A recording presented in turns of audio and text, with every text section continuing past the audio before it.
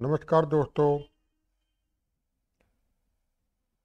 मेरा नाम है प्रदीप चौधरी और आज के वीडियो में पर्यावरण, biodiversity, forestry, wild life, nature से हटकर के बात करेंगे। जैसा कि आपको, अगर आपने मेरे चैनल देखे हैं, वेरियस वीडियोस देखे हैं जो कि मेरे यूट्यूब चैनल पे उपलब्ध हैं, तो इसमें आपने देखा होगा कि मैंने ज़्यादातर काफ़ी एसेज अपलोड किए हुए हैं जो कि environment, biodiversity conservation, mother nature, forestry और वाइल्ड लाइफ से संबंधित है। लेकिन आज का ऐसे जो रहेगा, जो कि विभिन्न प्रतियोगी परीक्षाओं की दृष्टि से काफ़ी महत्वपूर्ण है, वो इन टॉपिक से थोड़ा हट करके है। तो आज का टॉपिक रहेगा दोस्तों, crisis faced in India, that is moral और इकोनॉमिक। ये टॉपिक जो है 2014 में सिविल सर्विसेज में पूछा गया था ऐसे के तौर पे। तो बिना देर किए मैं आपको ले चलता हूँ। इससे मिलते जुलते और भी ऐसे पूछे जा सकते हैं, क्योंकि मॉरल और इकोनॉमिक क्राइसिस आजकल काफ़ी ज्वलंत विषय है, चाहे ग्लोबल लेवल पे ले लें या भारतीय लेवल पे ले लें। तो मैं बिना देर किए आपको पावर पॉइंट प्रेजेंटेशन पे ले चलता हूँ और फिर अपने टॉपिक को आगे बढ़ाते हैं। तो ये आज का टॉपिक रहेगा दोस्तों, crisis faced in India, that is moral और economic, which is an important essay topic for UPSC exams and other state public services commission exams। देखिए, शुरुआत करते हैं वेरियस प्रॉब्लम से जो कि प्रेजेंट सोसाइटी फेस कर रही है, चाहे ग्लोबल लेवल पे ले लीजिए या इंडियन लेवल पे ले लीजिए। आप डेली न्यूज़पेपर देख लीजिए, सोशल मीडिया प्लेटफॉर्म देख लीजिए, टीवी चैनल देख लीजिए, negative news are full, whether it is rape, murder, theft, dacoity, terrorism, आपका naxalism, battle in different part of world. आजकल रूस और यूक्रेन का तो लगभग 2 साल हो जाएंगे अगले साल, 2 फरवरी 2024 में। और बाकी आपकी हमास और इजराइल की ऑलरेडी चल रही है, हिजबुल्ला भी उसमें इन्वॉल्व है, और इस तरह के डिफरेंट टसल चलते रहते हैं वर्ल्ड में।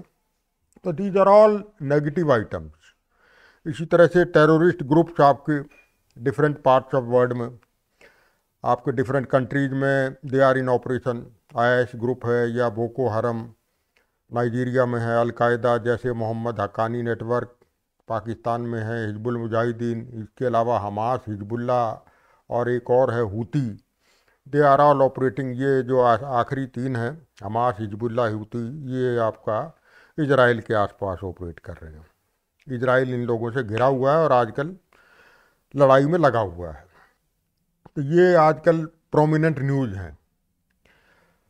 और सोसाइटी की जहाँ तक बात करें तो मटीरियलिस्टिक सोसाइटी या कहें कि कंज्यूमरिस्ट इन नेचर, ये आज की सोसाइटी की खासियत हो गई है।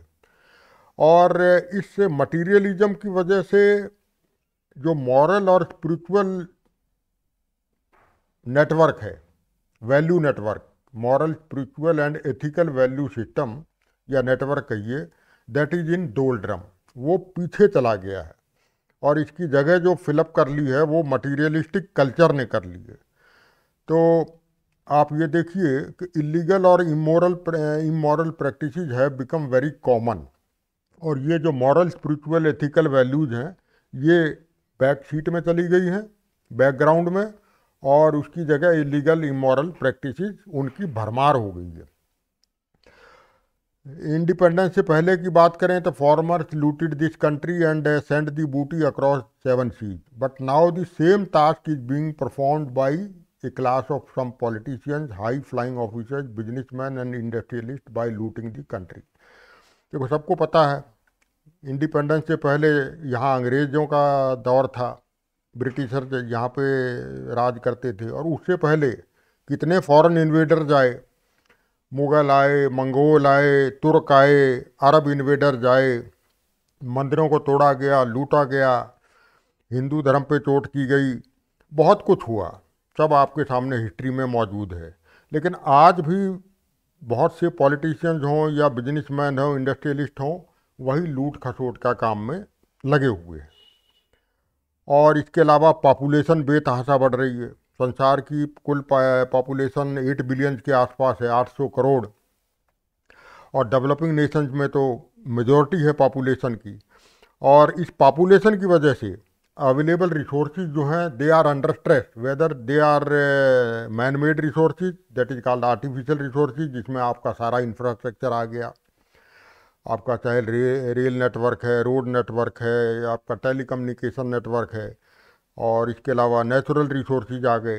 तो all kind of resources are under stress. आप कितने ही क्रिएट कर लीजिए आर्टिफिशियल रिसोर्सेज, आपका पॉपुलेशन की वजह से हमेशा कम पड़ जाएगा फ्यूचर में।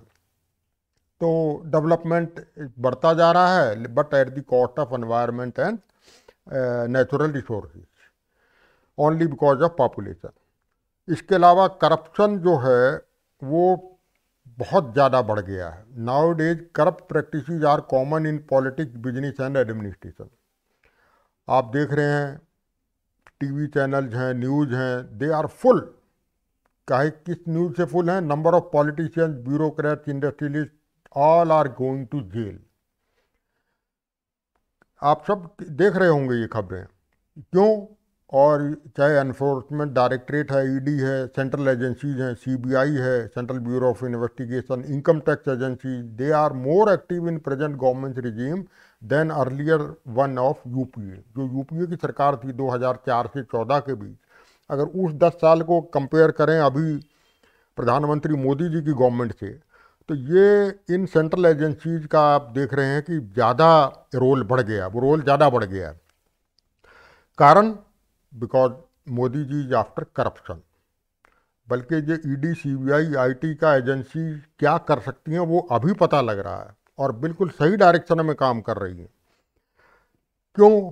क्योंकि कमा करके बैठे हैं, ब्लैक मनी बहुत ज़्यादा हो गई है, और जो घपलेबाजी नज़र भी आ रही है। नोटों के बंडल पकड़े जा रहे हैं, बहुत सारे मनी ट्रेल्स पकड़ी जा रही हैं, कोर्ट में बहुत सारे केसेस चल रहे हैं।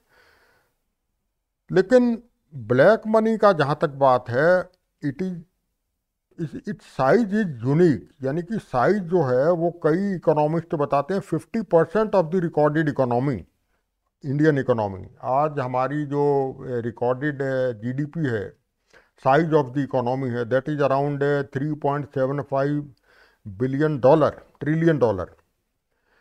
We are 5th largest economy in the world.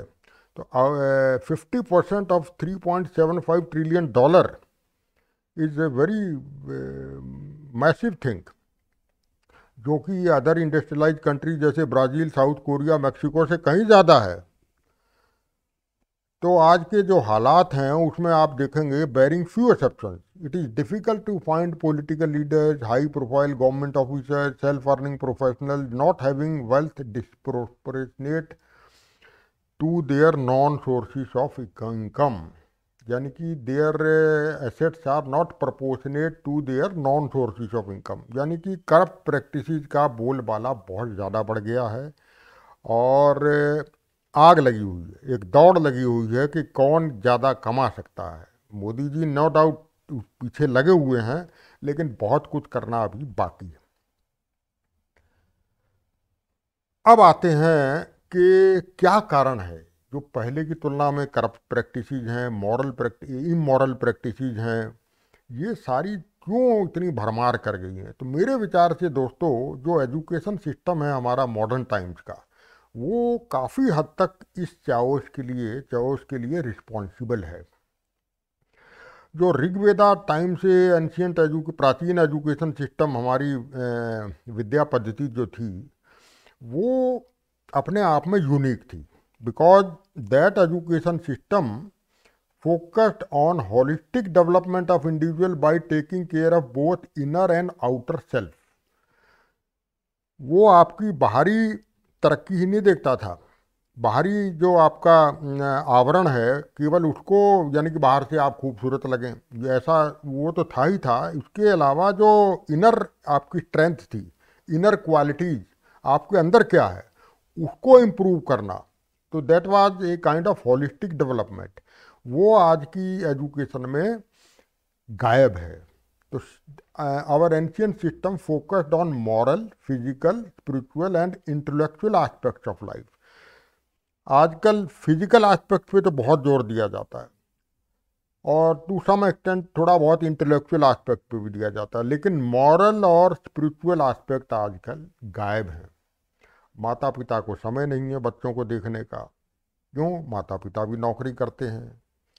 बच्चे क्या कर रहे हैं? They don't have time to see. उसकी, क्योंकि माता पिता सबसे बड़े टीचर तो बच्चों के वही हैं। सबसे पहले बच्चा उन्हीं से ही शिक्षा लेता है घर में, उसके बाद बच्चा आपका स्कूल में जाता है। तो टीचर्स की क्वालिटी भी आप सब लोग देख रहे हैं, बहुत कम टीचर रह गए हैं जो कि रियल में सही सेंस में शिक्षा दे पा रहे हैं। तो पुरानी सिस्टम्स में जो आपकी वैल्यूज़ के ऊपर जो एम्फेसिस था, जैसे कि ह्यूमिलिटी यानी कि हम्बलनेस, ट्रूथफुलनेस, सच्चाई, डिसिप्लिन यानी कि आप अनुशासन, और रिस्पेक्ट फॉर ऑल क्रिएशन, आदर सत्कार, जो चाहे वो जानवर हों, जीव जंतु हों या फिर ह्यूमन बींग्स हो। तो ये सारी वैल्यूज़ जो थी पहले जो दी जाती थी शिक्षा में, इनके ऊपर जोर दिया जाता था, वो आजकल गायब है। और ये कहाँ से पता लगा हमें इन वैल्यूज़ के बारे में जो पहले बहुत ज़्यादा प्रोमिनेंट थी? फॉरेन ट्रेवलर्स के अकाउंट थे, उन्होंने जो डॉक्यूमेंट्स दिए, उन्होंने जो किताबें लिखी हैं, जैसे फाइयान आए थे, चाइनीज ट्रेवलर थे, बुद्धिस्ट थे चंद्रगुप्त के टाइम में, हुआन सांग थे, ये आपका हर्षवर्धन के टाइम में आए थे, Marco Polo was a European traveller, Abdul Razzaq al Masudi आपके अरब ट्रेवलर थे, अब्दुल रजाक मेरे ख्याल में पर्शियन ट्रेवलर थे। तो ये इन सब ने बहुत सारी किताबें लिखी हैं और उनसे पता लगता है कि हमारा उस समय क्या हमारी जो मॉरल और स्पिरिचुअल इंटेलेक्चुअल पावर थी वो किस लेवल तक थी इंडिया की। लेकिन आज का जो एजुकेशन सिस्टम है, today's educational system totally ignores inner self. जो आपकी इनर शक्ति है, इनर स्ट्रेंथ है, उसको कैसे बढ़ाना है, उस पर बिल्कुल साइलेंट है आजकल का एजुकेशन सिस्टम।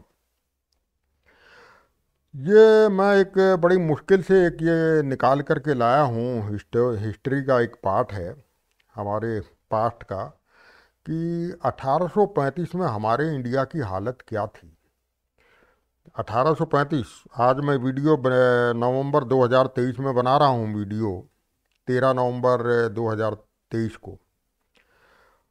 आज से 188 साल पहले, it means 188 years ago, on February 2 1835, that day Macaulay, जो उस समय वाइसराय थे, lord Macaulay has given an address to the British parliament. और पार्लियामेंट में उन्होंने क्या बोला ये सुनने लायक है। ये कटिंग है और ये मैंने लिख दिया है क्योंकि इसमें थोड़ा सा आपको हो सकता है नज़र ना आए, तो इसमें आप पढ़ सकते हैं। तो लॉर्ड मकौले ने क्या कहा था? I have travel. Lord Macaulay वही हैं जो कि शिक्षा के लिए जाने जाते हैं, जो एजुकेशन पॉलिसी जिन्होंने इंट्रोड्यूस की थी, जिनकी वजह से हमारा एजुकेशन सिस्टम, पुरानी education, old education, ancient education system का बट्टा बैठा, वो इस लॉर्ड मकाले की वजह से ही बैठा। तो क्या कहा लॉर्ड मकाले ने उस समय? I have travelled across the length and breadth of India and I have not seen one person who is a bagger, who is a thief. Such wealth I have seen in this country, and such high moral values, people of such caliber, that I don't think we would ever conquer this country unless we break the very backbone of this nation, which is her spiritual and cultural heritage. यानी कि अगर हमें यहाँ इस country का जो calibre को तोड़ना है, उसके ऊपर विजय प्राप्त करनी है, जहाँ पे कि बहुत ज़्यादा स्पिरिचुअल और कल्चरल हेरिटेज है, उसको काबू करने के लिए हमें इसकी बैकबोन तोड़नी पड़ेगी। और बैकबोन है स्पिरिचुअल और कल्चरल हेरिटेज, और वो तभी टूटेगी जब हम इनके एजुकेशन सिस्टम को रिप्लेस कर देंगे। वही इन्होंने बोला, therefore I propose that we replace her old and ancient education system, her culture, For if the Indian think that all the foreign and English is good and greater than their own, they will lose their self esteem. Self esteem मतलब वो एक बार हमने इनके education system को change कर दिया तो इनकी जो सेल्फ एस्टीम है, सेल्फ रिस्पेक्ट है, वो सब ख़त्म हो जाएगा और नेटिव कल्चर भी वो लोग भूल जाएंगे. And they will become what we want them, a truly dominated nation. हमें इंडिया को डोमिनेट करना है, इंडियन के ऊपर डोमिनेशन करना है, तो आपको एजुकेशन सिस्टम को बदलना पड़ेगा और तभी इनकी जो स्पिरिचुअल और कल्चरल हेरिटेज है उसका विनाश होगा. वही इनकी कंट्री की बैकबोन है. तो ये लॉर्ड मकाले ने किया और उसमें वो बहुत हद तक सफल भी हो गया.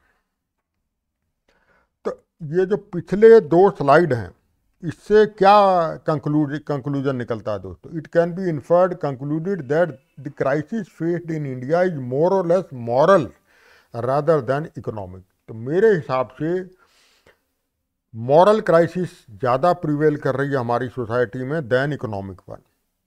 In all spheres of life, morally we are very corrupt. We have become very corrupt. चाहे वो पॉलिटिक्स का फील्ड हो, चाहे वो बिजनेस हो, एडमिनिस्ट्रेशन हो, एजुकेशन हो, हेल्थ हो, कोई स्फेयर ऑफ लाइफ ले लीजिए, morally we have gone very down.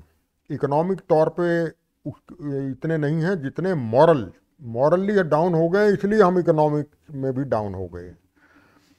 तो मकाले ने क्या कहा था? He advocated setting down of all colleges where only eastern philosophy and subjects were taught. यानी कि एंशियंट इंडियन कल्चर जहाँ पढ़ाई जाती है, कल्चरल हेरिटेज को बढ़ावा दिया जाता है, उन कॉलेजेस को बंद किया जाए और बंद किए उन्होंने. He wanted to create a pool of Indians who would be able to serve British interest and then be loyal to them. फिर उन्होंने क्या कहा? This class would be Indian in blood and colour but English in taste. वो देखने में तो सांवले रंग के रहेंगे, खून उनका इंडियन होगा, कलर उनका इंडियन होगा सांवला, but they will be English in taste, in opinions, in morals and in intellect. आंतरिक तौर से वो बिल्कुल हमारे गुलाम बन जाएंगे, जैसा हम चाहते हैं उस किस्म के बन जाएंगे और we will be able to total dominate upon them.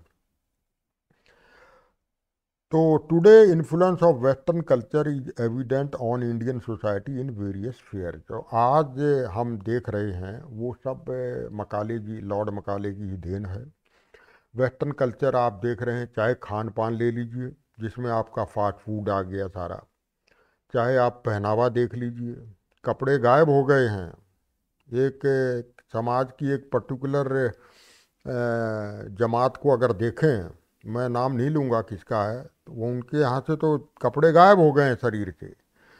पहनावा देख लीजिए, खान पान देख लीजिए, आदतें देख लीजिए, बिहेवियर देख लीजिए, पुराने रीति रिवाज हमारे सब गायब होते जा रहे हैं. आपको बुज़ुर्गों को कहाँ भेजा जा रहा है? ओल्ड एज होम में, जो कि हमारे यहाँ का सिस्टम नहीं है, ये वेस्टर्न कल्चर की देन है, उसको बढ़ावा दिया जा रहा है. तो और बहुत सारे आप सोचते जाइए, सब आपका वेस्टर्न कल्चर की देन हमारे यहाँ आती जा रही है. Only why? Because our ancient education system was discontinued by Britishers. अब आइए महात्मा गांधी, जो हमारे फादर ऑफ नेशंस हैं, राष्ट्रपिता महात्मा गांधी ने एक बार क्या कहा था? If wealth is lost, nothing is lost. If health is lost, something is lost. If character is lost, everything is lost. यानी कि वेल्थ, अगर आपका धन चला जाता है तो कोई बात नहीं, धन फिर कमाया जा सकता है. सेहत चली गई तो चलो कुछ चला गया, मेहनत करके आप हेल्थ भी रिकवर कर सकते हैं. लेकिन कैरेक्टर, आपका चरित्र चला गया तो आपका एवरीथिंग इज लॉस्ट. तो चरित्र से यहाँ उनका मतलब था आपके moral values and ethical values. ये अगर आपकी लॉस्ट हो गई तो आपका सब कुछ चला गया. तो और ये करेक्टर किस पे डिपेंड करता है? This character depends upon inner strength of the human soul. हम सब शरीर है, ये तो 5 एलिमेंट्स का बना हुआ है, वी ऑल नो. ये तो जल जाएगा, यहाँ ख़त्म हो जाता है. लेकिन इस शरीर को चलाने वाली ह्यूमन सोल है, आत्मा, उसकी जो इनर स्ट्रेंथ है, उस पे उस पर डिपेंड करेगा आपका करेक्टर। तो अब इस पर थोड़ा सा मैं एम्फेसाइज करूँगा। Today stress is very common in society, everybody know stress बहुत ज़्यादा है। स्ट्रेस, कौन से स्ट्रेस की बात कर रहा हूँ? मानसिक तनाव, मेंटल स्ट्रेस। और this mental and spiritual stress can be defined as, how will you define this stress? देखो, एक स्ट्रेस तो होता है टेंसाइल स्ट्रेस, कंप्रेसिव स्ट्रेस, जो मैकेनिकल इंजीनियरिंग या सिविल इंजीनियरिंग में पढ़ते हैं।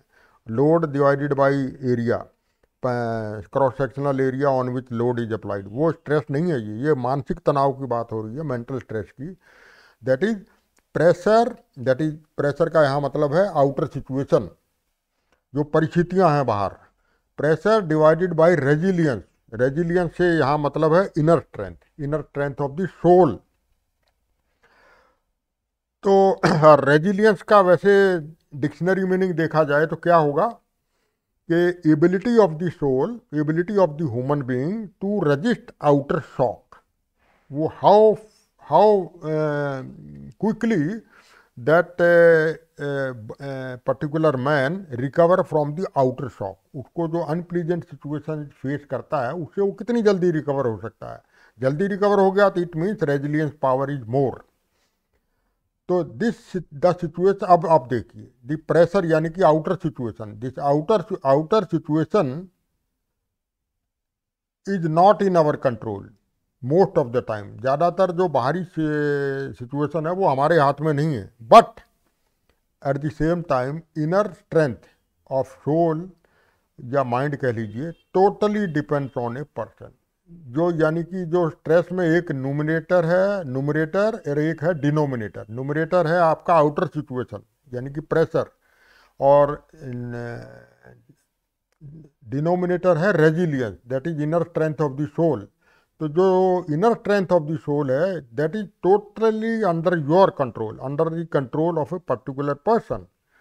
तो this inner strength of the human soul is increase due to the improved qualities of the soul, like peace, शांति, प्योरिटी यानी कि पवित्रता, जॉय, खुशी, लव, प्यार या प्रेम, एंड ब्लिस यानी कि आनंद, which are the original qualities और संस्कार और इम्प्रेशन। संस्कार को इम्प्रेशन कह देते हैं या रिजॉल्व कह देते हैं, of every human soul. Every human soul की ये ओरिजिनल क्वालिटीज़ हैं। बेसिकली 7 क्वालिटीज़ होती हैं, 5 का मैंने यहाँ मेंशन कर दिया है। Peace, purity, joy, love and bliss, they are the original quality of the human soul. अगर ये प्रॉपरली उस सोल में हैं तो उसकी इनर स्ट्रेंथ ज़्यादा होगी। और अब क्या कारण है कि ये जो ये क्वालिटीज़ गायब होती जा रही हैं, जिसकी वजह से इनर स्ट्रेंथ कमज़ोर होती जा रही है? वो होती जा रही है इस कारण से, various vices which are responsible for poor inner strength और रेजिलियंस ऑफ ह्यूमन सोल। बहुत सारे विकार हैं इस समाज में जो कि हमें, हमारे पीछे लगे रहते हैं, या हम उन विकारों के चंगुल में आ जाते हैं, जिसकी वजह से ह्यूमन सोल की इनर स्ट्रेंथ अफेक्ट होती है। फॉर एग्जांपल सेक्स लस्ट, यानी कि जिसे कहा जाता है काम, क्रोध, लोभ, मोह, अहंकार। सेक्स लस्ट हो गया काम, वायलेंस इज क्रोध, ग्रीड इज लोभ, अटैचमेंट इज मोह, एंड एरोगेंस इज अहंकार। तो ये these are the various vices which are responsible for poor inner strength of the human soul. अगर ये इसको इम्प्रूव किया जाए तो आपका जो है इनर स्ट्रेंथ आपकी बढ़ेगी, and you a person can be would be able to face the outer situation in a better manner. अब आइए दोस्तों, जो इंडियन फिलॉसफी के 3 वर्ड हैं बड़े इम्पॉर्टेंट हैं, अधिकार, परोपकार, सत्कार। अधिकार यानी कि कंट्रोल, परोपकार मतलब पब्लिक सर्विस, और सत्कार मीन्स रिस्पेक्ट। अब इनका क्या मतलब है? अधिकार से यहाँ मतलब है control. Control means authority over one's body and its organ.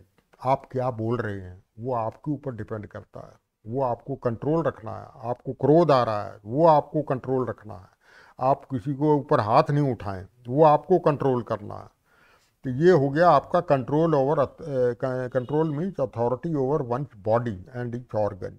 It comes by bringing under control the subtle faculties on mind, intellect and संस्कार। ये आपकी जो ह्यूमन सोल है उसके ट्रेट्स होते हैं, यानी कि माइंड, मन, बुद्धि और संस्कार। माइंड, इंटेलेक्ट एंड संस्कार या रिजॉल्व जिसे बोलते हैं, तो ये सबल फैकल्टीज हैं आपकी ह्यूमन सोल की। इनके ऊपर अगर कंट्रोल रखेंगे तो आपकी इनर स्ट्रेंथ बढ़ेगी।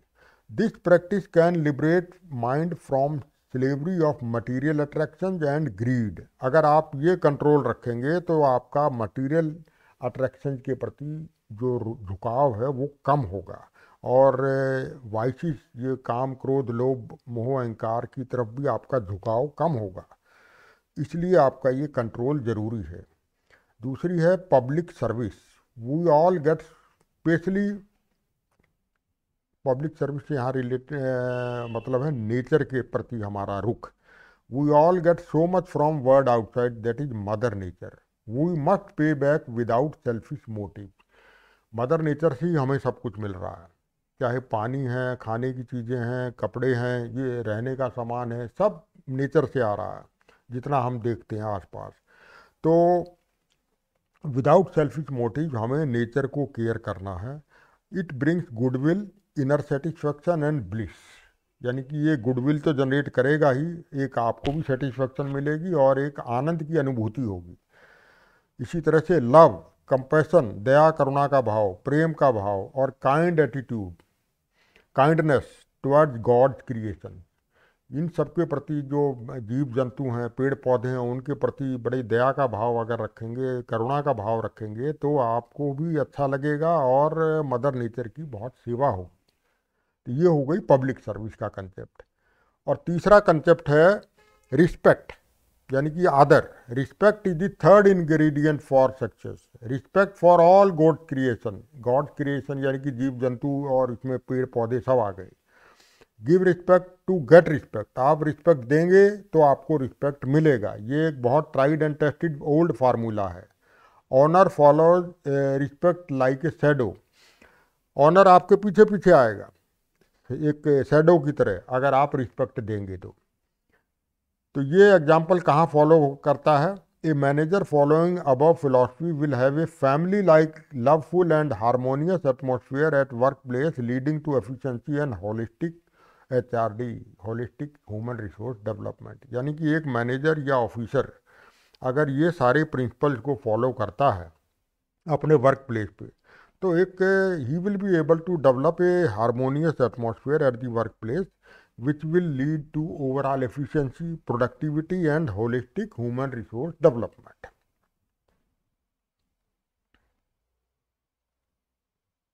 अब आइए दोस्तों, we pay much attention to what we are wearing. हम क्या पहन रहे हैं इस पे हम बहुत ध्यान देते हैं, क्या हम बोल रहे हैं उस पे भी थोड़ा बहुत ध्यान देते हैं। हाउ वी आर लिविंग, कैसे हम रह रहे हैं, घर का रंग रोगन कैसा है, ये चॉइस करना है, ये सामान यहाँ रखना है, ये सब पे तो बहुत ध्यान दिया जाता है। But we do not pay attention to what we are thinking. जो मन में चल रहा है उस पे ध्यान नहीं दिया जाता है। माइंड में आपके क्या चल रहा है, mind game. Thoughts are food of our mind. आपके पॉजिटिव थॉट्स चल रहे हैं और नेगेटिव थॉट चल रहे हैं। देखिए एक आंकड़ा है, रिसर्च में बताया गया है कि एक दिन में लगभग 75,000 थॉट्स आपके माइंड में आते हैं। अगर वो माइंड में ज़्यादा वो जो थॉट्स हैं 75,000 रफली, if they are negative in nature, तो आपका डायरेक्शन कुछ और हो जाएगा। If they are positive and quality thought, तो आपका डायरेक्शन प्रोग्रेस का और हो जाएगा। तो we must feed our mind with positive and quality thoughts. Try to overcome wasteful and negative thoughts. Negative thoughts न चला के हमें पॉजिटिव थॉट्स चलाने चाहिए माइंड में, because positive thoughts ultimately lead to our destiny. जो हमारा भाग्य बनेगा वो पॉजिटिव थॉट से ही बनेगा। नेगेटिव थॉट से आप नीचे जाएंगे, दुर्गति की तरफ जाएंगे। तो आजकल की जो नई एजुकेशन पॉलिसी है जो अभी रिसेंटली आई है 2 साल पहले, तो उसमें थोड़ा बहुत गवर्नमेंट ध्यान दे रही है। किस पे ध्यान दे रही है? This policy recognises that education is not just about acquiring knowledge and skill, जो आजकल समझा जाता है कि नॉलेज ले लीजिए, स्किल ले लीजिए, नौकरी पे लग जाइए, बस हो गया है काम। बट उस इनर सेल्फ पे ध्यान नहीं दिया जाता है। तो इसमें थोड़ा बहुत, but also about developing character, ethics and values, इस पे भी ध्यान दिया जा रहा है, that can guide student to become responsible citizen and leaders. देखिए, सबसे पहले तो माँ बाप को देखना पड़ेगा। सबसे पहले टीचर बच्चे के माँ बाप होते हैं, कि घर में वो सारे माँ बाप character wise, ethical, moral wise क्या वैल्यूज बच्चे को इम्पार्ट कर रहे हैं, किस तरह का बिहेवियर कर रहे हैं, उन्हीं से बच्चा सीखेगा, उनके बर्ताव से, उनके बोलने से, उनके क्रियाकलापों से। उसके बाद बच्चे का नेक्स्ट टीचर है स्कूल में, या उसका फ्रेंड सर्कल। तो ये सारी चीज़ें हैं जो कि उसको अफेक्ट करती हैं, अल्टीमेटली वो क्या ग्रहण कर रहा है समाज से। तो जो इनर स्ट्रेंथ को अब कैसे बढ़ाना है, वो एक, उसमें एक मेडिटेशन का बहुत बड़ा रोल है। Practising meditation for self improvement, इसमें मैं कहना चाहूँगा कि what is meditation. Meditation is the journey inwards, a journey of self discovery and in fact rediscovery. तो ब्रह्मा कुमारी, देखिए मेडिटेशन के बहुत सारे कंसेप्ट हैं आपका। जैसे कि क्रिश्चियंस में एक मेथोडोलॉजी है मेडिटेशन की, आपकी जूस कल्चर में अलग मेथोडोलॉजी है, बुद्धिस्ट में अलग मेथोडोलॉजी है। इसी तरह से राज योगा, मेडिटेशन मीन्स योगा, तो ब्रह्मा कुमारी का अलग एक मेडिटेशन का जरिया है, जिसको कि राज योगा कहा जाता है। Raj yoga meditation is a form of meditation that is accessible to people of all background, सभी छोटे बड़े अमीर गरीब सभी लोगों के लिए ये है। और इस मेडिटेशन की खासियत ये है कि इसमें कोई क्रियाकलाप या मंत्र वंत्र का कोई बोलबाला नहीं है। It can be practised anywhere at any time. आप जब भी रिलैक्स मूड में हो तो ये प्रैक्टिस किया जा सकता है। और Raj yoga meditation is practice with open eyes, आंखें भी बंद नहीं करनी है, which make this method of meditation versatile, simple and easy to practice. मैंने भी इसको काफ़ी हद तक नोटिस किया है। तो ये मेडिटेशन मुझे और मेडिटेशन के ज़रिए अपनी सोल की, अपने इनर स्ट्रेंथ को इम्प्रूव करने के लिए ये मैंने काफ़ी इफेक्टिव पाया है। और इस पे मैं आपको एक सलाह देना चाहूँगा कि videos are available on YouTube with sister Shivani. देखिए, यूथ आइकॉन है सिस्टर शिवानी, शिवानी वर्मा इनका ओरिजिनल नेम है। इनके बहुत सारे वीडियोज अवेलेबल हैं, और इनको बीके शिवानी कहा जाता है। BK stand for Brahma Kumari. BK Shivani has been a practitioner and a teacher of Raj yoga meditation. बहुत सारे वीडियोज को अगर आप देखेंगे तो इनके में आप पाएंगे, जैसे सोल के बारे में, आत्मा, देन सुप्रीम सोल, परमात्मा, उनकी क्या क्वालिटीज़ हैं, सोल की क्या क्वालिटीज़ हैं, क्या उसकी पावर्स हैं, और what is the connection between soul and supreme soul, how mind management is done. तो ये बहुत सारे टॉपिक्स हैं जिस पे सिस्टर शिवानी के YouTube videos are there which you can see to improve your inner strength. आपकी जब तक इनर स्ट्रेंथ इम्प्रूव नहीं होगी, इनर सेल्फ, तब तक बहुत हद तक हम जो आउटसाइड वर्ल्ड के जो चैलेंजेस हैं, स्ट्रेस हैं, उसको फेस नहीं कर पाएंगे। तो उसके लिए ये अगर आप प्रैक्टिस करेंगे तो ये बहुत इफेक्टिव होगा आपके लिए। और sister Shivani is a very popular personality in this field, A recipient of prestigious नारी शक्ति पुरस्कार आल्सो। 2019 में उनको ये नारी शक्ति अवार्ड भी मिल चुका है, जो कि वुमेन के एरिया में, वुमेन फील्ड में भारत का हाईएस्ट सिविलियन अवार्ड है। 2019 में महामहिम राष्ट्रपति जो उस समय थे रामनाथ कोविंद जी, उनके कर कमलों से ये पुरस्कार वो ग्रहण कर चुकी है।